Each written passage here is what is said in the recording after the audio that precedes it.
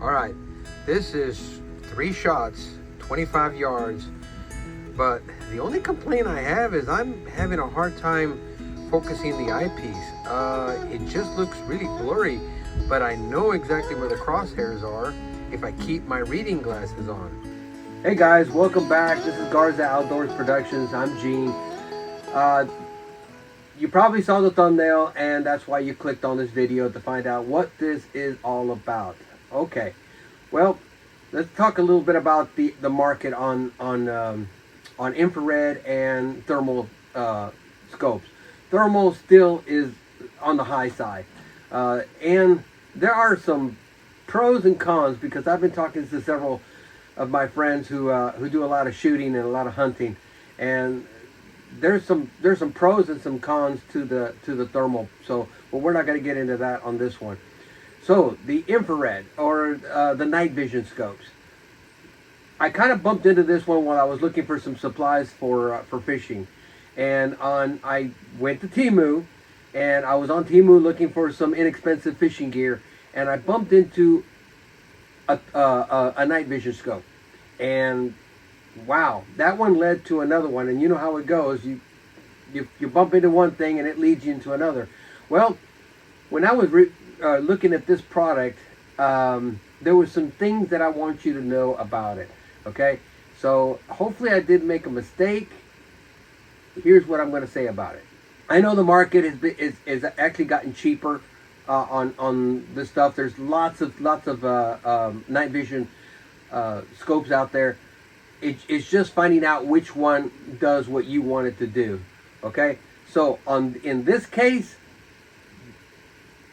this was pretty cheap, obviously on Temu. So my expectations aren't that high because normally scopes run between, in this case, in the $60 range. I'll tell you exactly what it cost me, up to $1,500 for the really high dollar stuff. Okay. You can find these on Amazon. You can even order them on Walmart, and obviously now you can find them on Temu. Sometimes you can tell who's manufacturing these scopes for Temu. Sometimes you can't because sometimes they just change the outside, but the electronics inside is what counts. Longevity, quality, stuff like that. Now, I don't expect a $60 night vision scope to be heavy, and I don't want it heavy. I mean, if I've got a 6-pound air rifle or 22, I don't want it to be a 5 or 10 pound scope sitting on top of it. All right, I had a problem, and that's why I bought this. Okay, because I needed a solution. The problem I had was I didn't want to take all my expensive night vision scopes off my other bang sticks, okay, and put him on a small air rifle or a small 22. So I had to find a solution that was economical. Okay, so yeah, that was one of the things that was in my mind when I saw this on Temu. Is that could this be a solution for a problem that I have with raccoons at night? Because I have not been able to pest control at night with my regular scope, and I've got a phenomenal air rifle. I discovered this one after I bought another Hatsun. I bought Gladius. I bought a Hatsun Flash, and I discovered it on YouTube with these guys that had gone iguana hunting in like Puerto Rico or somewhere like that. Wow. That rifle that I bought, and I bought the Flash, I put a really nice scope on it, and it is phenomenally accurate. And I don't know why I haven't put out some videos on it, because it is very impressive, and it's 25 caliber, so it puts a good wallop on a pest. Okay, so this was a solution for it. So I've only opened the outer package because I had forgotten what I had ordered, and this thing actually came in very, very quickly. Okay, so yeah, I have not seen the actual. I haven't even seen the box. So you and I are going to see that. Okay. I'm going to tell you something that I'm worried about after I pulled the trigger on this one. I went back and you know how you kind of pull the trigger on an impulse, and sometimes that can be bad. But after I saw the pictures again on Temu, this may have been a mistake, and the reason is in the picture it doesn't show how it's mounted on a rifle. It's showing more like it's a monocular. So that may be a mistake already. So that this video may come to a quick end if that's the case on this one. But we don't know, because sometimes the photographer they're not very educated on what the shooting sport is all about, and their job is just to take pictures and present the product in the correct angle and stuff. So that may be we'll see. We'll check it out in a few minutes. Cheap, okay. I only paid $66.81 with the shipping and there actually wasn't any shipping, but with the taxes it came out to $72.32. So that's pretty cheap for a night vision scope. And I guess the manufacturers are finally realizing that basically all it is an action camera that's mountable on a rifle, that they've removed the filter on it so it can pick up the night with a UV light. So that's basically what it is. It takes videos. That's one of the reasons why I pulled the trigger on it. It's hard to find a camera scope that has a camera that can record. Sometimes you can get some really cheap night vision scopes that will do the trick as far as putting a crosshair at night with a UV light, and you can pull the trigger and that's it, but you have no memory of it. All right, this is for a person that likes to show y'all some of my hunts. This is what I need. I need it to record. Now the question is, and I bumped into this even in the high dollar scopes, is will it record audio?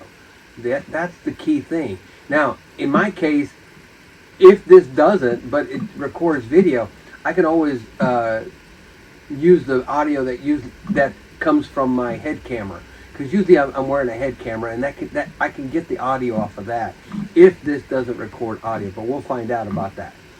All right.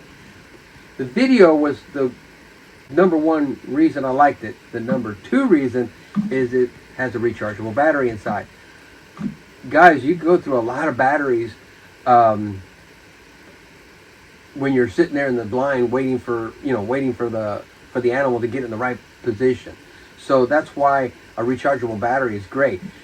What would make it even better is if it has an external, it does have a mini USB for charging the battery. The key is here. The key is, will it allow you to power it on with an external power supply? If it does, that is a winner to me, because I have several action cameras that I use on the kayak. One on my head, one in front, and now I'm going to have one over the shoulder. And the problem is you never know when you buy one on Amazon or Temu or whatever, if you get a camera that when you plug it in, it turns off and goes into charge mode. That does not allow for an external power supply. And that's what you need, because I'm on the water for hours. So that's why I need it to be able to accept a external power supply. All right, expectations and realistically speaking, does it hold zero? That's going to be the determining factor on whether another one of the determining factors on whether this product is going to be worth it. The other thing is battery life. How long is the battery on this going to last? Sometimes what they say on the box doesn't always equal. That's why I was talking about an external power supply. My son has and we're using ATX in the deer blinds, and we're using a power bank on the side. The amazing part about it is that when you plug it in and you hit the button, it's on the power supply. You don't have to rely on the little batteries inside, the AA batteries. Now I stepped up with a little bit higher ATN, and it's got a rechargeable scope, a rechargeable battery inside the scope. But I still have an external power supply just in case that battery, the battery life goes down, because it can charge from the power bank. We'll see if this one can do that. All right. So without further ado, and I know I've rambled on, but I wanted to tell you why I bought it and what happened, and what might happen if we may end up returning this if I have to spend more time finding adapters for it so I can mount it to the scope, mount it to the rifle.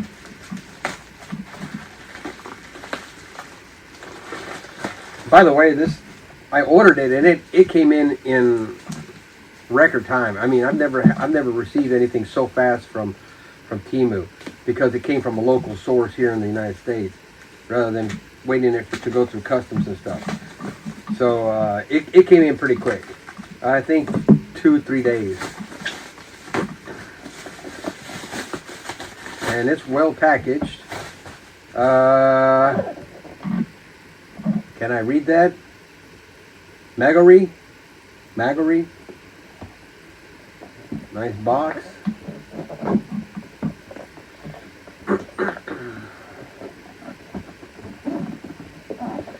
And it says product number NK008-50-940. Okay. I don't know if that means anything. Wow. Okay. It gives you a little manual. Yeah, see, even here in this picture, it does not show a mount. It shows a rail, but it doesn't show a mount, unless they put it in kind of separate. So there's the product. You got your scope. Looks like you got a lens. You got your lens cover, charging cable, and yeah, this is a 2600 megahertz 9.62. So basically this is a rechargeable battery. I've got some of these, so that it would be pretty easy just to swap these out in the field. 3.7 volt. Looks like lithium. An Allen wrench. There's their lens. And the scope. Oh, we got lucky. Look at that. Okay. See what I mean by pictures can be deceiving? It does have a mount for your weaver mount for your rail on your rifle.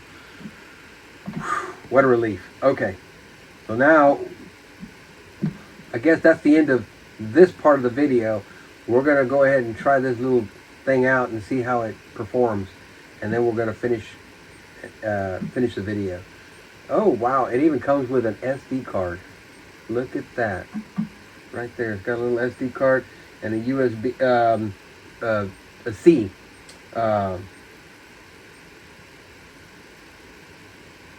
Yeah, let's see what it comes with. A memory card, 32 gigabytes. So it does come with a little micro SD card also. Nice. Okay, guys. Well, I thought I'd go ahead and just assemble this. One, it would avoid getting dirt inside the scope. It would have been nice if this was already assembled with argon gas inside to keep it from fogging up.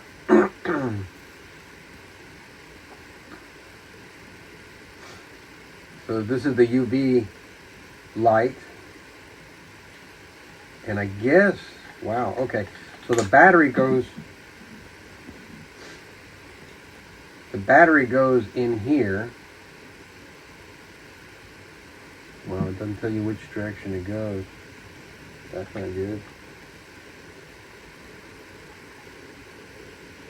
Okay, so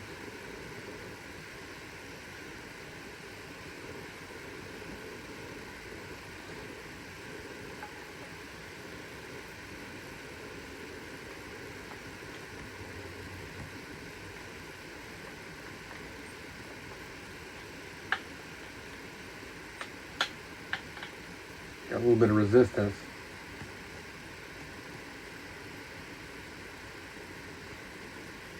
We're probably gonna have to charge it up, hook it up, charge it up, find out what that's all about.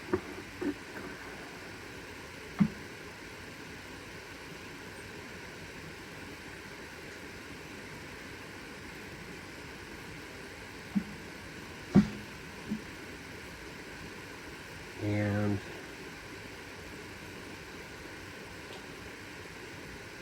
oh, this is for your lens. Got it. Okay, so that one, so you don't get your eye dotted. So, wow, that looks pretty nice looking product. It is, I would say, close to a pound. It doesn't say what the weight of it is. But anyway, there we go. Let's do the thorough test on it. All right, I decided not to take the scope off the Hudson Flash, so it'll be my daytime pellet rifle. And what I did is I installed it on my Benjamin Armada 22 caliber. It had a real nice scope on it, but I decided to put it on here. As you can see, it looks pretty good. All right, there's my target. I am going to step back to these outdoor furnitures that I've got over here, and let's see what it does. Okay, so that's about a 25, maybe 30 yard shot. Nah, 20, 25. I don't think it's 30. But anyway, let's see if I can group them. Okay.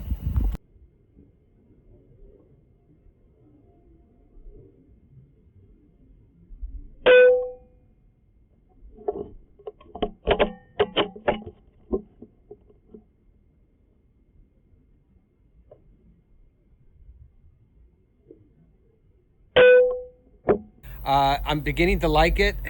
What I don't like, it doesn't look like it has a crosshair when you're filming. I'm going to put up just a little piece right here.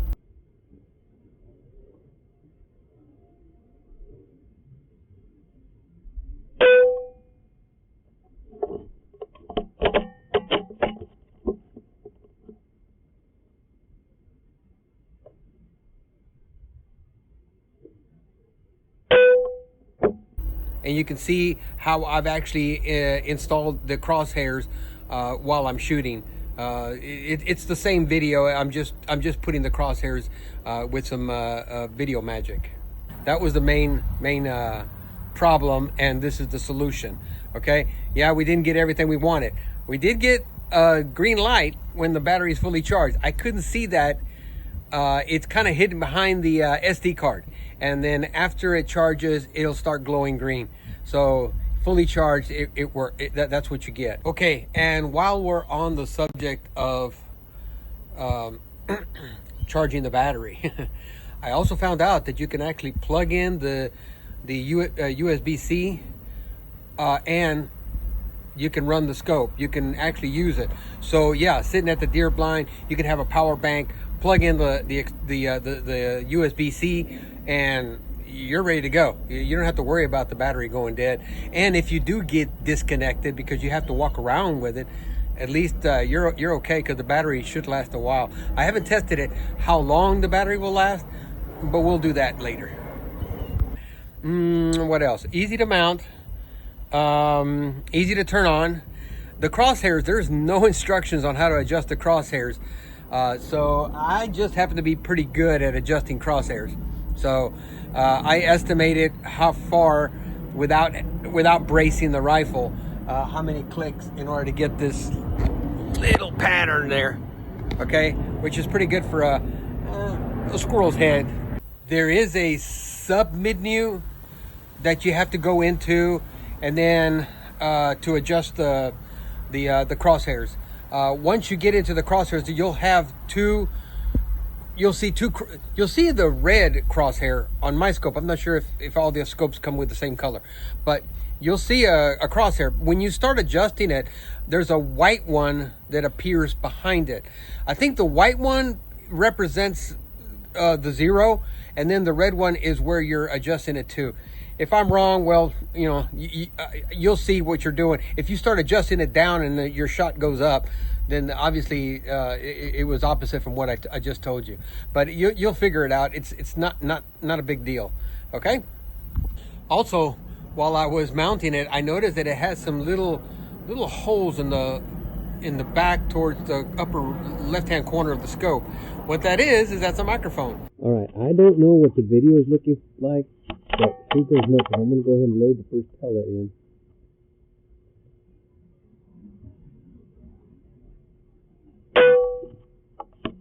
Right, second shot.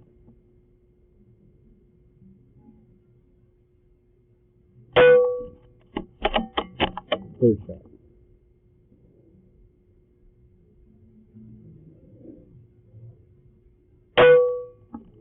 All right, let's go look and see what that looks like up close.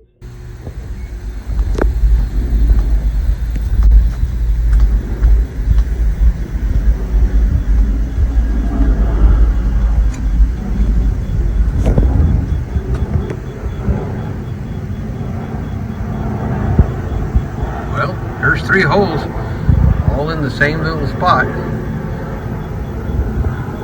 And obviously you saw it on the video, it has sound. So that's another thumbs up for it. So that it's got at least that going for it too. Do I recommend this for a high-powered rifle? No. I wouldn't even recommend this for a Springer or a nitrogen piston air rifle. I don't think that it'll handle the recoil. I went ahead and did the research so you don't have to. I went on YouTube and I found another guy who bought it and put it on a 223 and it wouldn't hold 0. So that tells me that no, it won't hold 0 on I think a high recoil rifle or air rifle. So anyway, give me a thumbs up. I hope you enjoyed this video and I hope it was educational. Do I recommend it? There are others. If you pay the price, you can get better scope, but not bad for 72 bucks. Okay? Take care. Remember, shoot straight. Later. Bye.